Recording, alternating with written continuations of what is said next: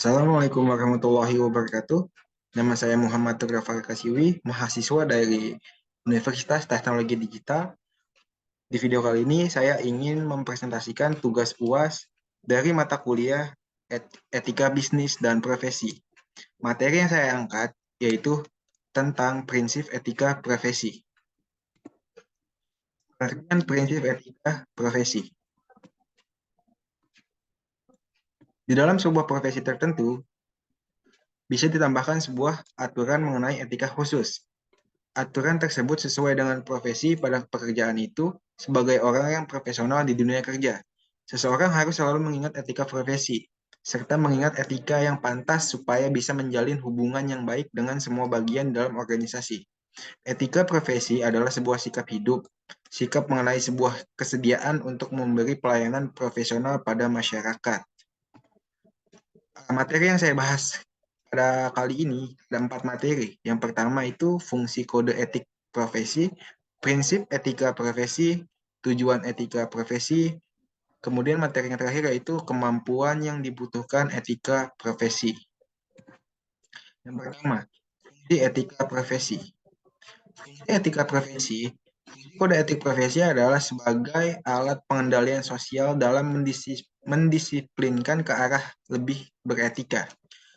Yang pertama, yang kedua, inspirasi dan panduan serta pencegahan dan disiplin.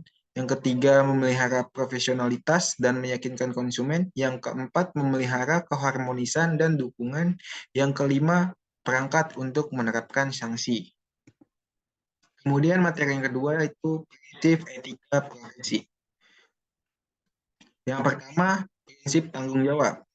Tidak hanya dalam kegiatan bermasyarakat, ketika bekerja, kita juga perlu menanamkan sikap tanggung jawab atas tugas atau pekerjaan yang dilakukan. Sebagai seorang pekerja, kamu harus siap menerima hasil, kritik, saran dari orang lain atau konsumen, lalu tanggung jawab secara profesional. Yang kedua ada prinsip keadilan. Seperti sila kelima, keadilan bagi seluruh rakyat Indonesia. Pada pekerjaan juga, kita perlu menanamkan prinsip keadilan dalam pekerjaannya kepada rekan kerja atau konsumen. Kemudian prinsip etika profesi yang ketiga, yaitu prinsip otonomi. Setiap orang memiliki wewenang dan kebebasan bekerja juga berpendapat sesuai dengan profesi yang dijalankannya. Dalam prinsip otonomi, seseorang memiliki hak untuk melakukan atau tidak melakukan pekerjaan atau suatu tugas berdasarkan kode etik yang berlaku dalam profesi tersebut. Yang keempat, ada prinsip integritas moral. Seorang profesional wajib memiliki prinsip moral dan kejujuran yang masuk ke dalam integritas moral. Kamu harus memiliki sikap yang adil, mementingkan profesi, dan juga kepentingan konsumen atau masyarakat. Selanjutnya, tujuan etika profesi. Yang pertama, etika profesi dilakukan untuk mengembangkan sikap, norma, atau kebiasaan yang ditunjukkan sesuai dengan profesi mereka kepada rekan kerja atau konsumen. Yang kedua, tujuan etika profesi bertujuan untuk meningkatkan keterampilan intelek dalam berpikir dan juga membuat para profesional dapat bertindak dengan cara yang diinginkan secara moral untuk menuju komitmen moral dan berperilaku tanggung jawab. Kemudian ada tujuan etika profesi secara spesifik. Yang pertama, munculnya kesadaran moral atau kemahiran dalam mengenali masalah moral dalam profesi. Yang kedua, memahami dan menilai pandangan berbeda dari pihak lain. Yang ketiga, koherensi moral dengan bentuk sudut pandang konsisten berdasarkan fakta. Yang keempat, mengungkapkan dan mendukung pandangan seseorang kepada orang lain secara profesional. Yang kelima, mampu bertanggung jawab secara profesional. Yang keenam, menghormati orang lain dengan menunjukkan kepedulian terhadap kesejahteraan orang lain.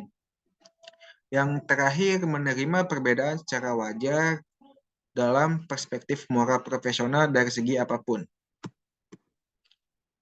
Yang keempat, ada manfaat etika prevensi. Yang pertama, memiliki tanggung jawab. Sebagai orang profesional, kamu perlu memiliki tanggung jawab atas pekerjaan yang kamu lakukan. Hal ini bermanfaat untuk hasil pekerjaan yang berkualitas dan kamu dapat dipercaya oleh atasan, kolega, dan konsumen. Yang kedua, menjadi tertib. Dengan etika profesi, Segala pekerjaan yang dilakukan di kantor menjadi tertib. Tugas akan dilaksanakan tepat waktu dan sesuai deadline yang sudah ditentukan. Manfaat etika profesi yang ketiga, lingkungan kerja yang sehat. Etika profesi menyangkut sikap dan norma seseorang dalam berperilaku profesional.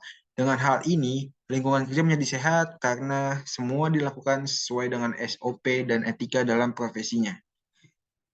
Kemudian yang keempat, meningkatkan produktivitas kerja. Berkaitan dengan tertib dan tanggung jawab, etika profesi tentunya meningkatkan produktivitas kerja karena akan membuat suasana kerja yang nyaman karena setiap karyawan akan menghargai, bekerja sama, dan berlaku profesional dengan baik. Tentunya hal ini juga mendukung situasi produktif para pekerja profesional.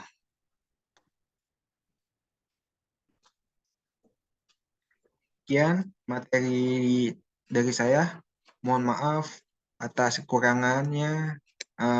Kurang lebihnya mohon maaf. Wabillahi taufiq walhidayah. Wassalamualaikum warahmatullahi wabarakatuh.